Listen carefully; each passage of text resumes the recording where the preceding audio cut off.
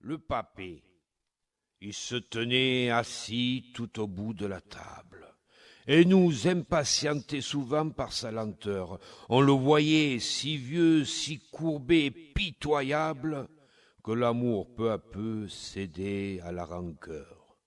Je le suivais partout. C'était là, dans ma tête. Il me suivait des yeux lorsque je travaillais, proposait de m'aider. Maladroit, l'air tout bête, il gênait nos projets, notre vie, le papé. Au bout de quelque temps, prétextant les vacances, je le menais plus haut, au flanc du Luberon. Tu seras bien là-bas, tu verras la Durance, du haut de la terrasse de la grande maison. Ces maisons-là, papé, sont faites pour les vieux. Regarde comme ils semblent bien, ils ont l'air très heureux. Comme tu veux, petite, c'est si pour ton bien. Monte de temps en temps, le dimanche peut-être. Je l'ai laissé tout seul, vivement, pas très fier. L'air était encore chaud, pourtant je frissonnais. Et le chant des oiseaux voletant sur le lierre me disait doucement « Qu'as-tu fait du papé ?» Les jours se succédaient, je cherchais la quiétude, le travail me prenait. J'essayais d'oublier, de noyer mes regrets au fil des habitudes, les souvenirs rappelaient le papé. Même le Mistral qui rasait la garrigue, pour venir s'écraser au butoir de la digue, j'entendais cette voix qui ne cessait jamais de dire à mon oreille « Mais qu'as-tu fait du papé ?» Chaque brin de lavande, de thym, de romarin me reprochait sans fin l'absence de l'aïeul.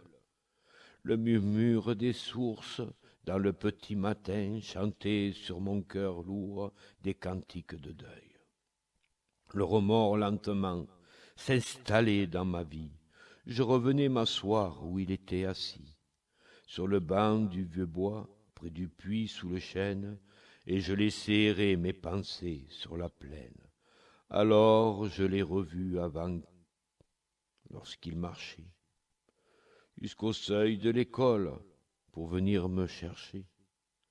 Je sautais dans ses bras, je l'embrassais tout doux, et nichais tendrement ma tête sur son cou.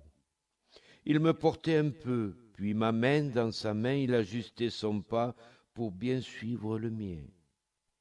Il m'expliquait les bois, les calis, les cabris, les moutons, les abeilles dorées et les beaux papillons. Il cueillait au buisson de réserve de mûres et m'offrait les plus grosses comme un présent de choix. Il riait bruyamment en voyant ma figure barbouiller des reliefs de ce festin de roi. Le soir, près de mon lit, il venait me bercer.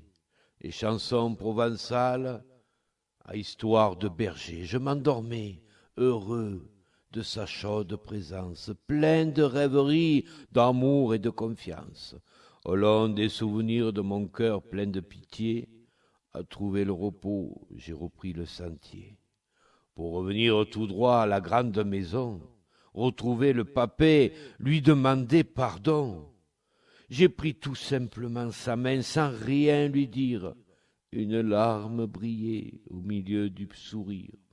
Et c'est moi, cette fois, tout au long du chemin, qui ajustais mon pas pour bien suivre le sien. Un papé, c'est précieux. C'est tant de souvenirs. Si vous en avez un, jusqu'au bout de vos jours, gardez-le près de vous. Quand il devra mourir, vous fermerez ses yeux dans un geste d'amour. Aujourd'hui, par hasard, si le chant des cigales me pose la question tant de fois redoutée, je peux, le cœur tranquille, en digne provençal, répondre fièrement. Il est là, le papé. Auteur Yolande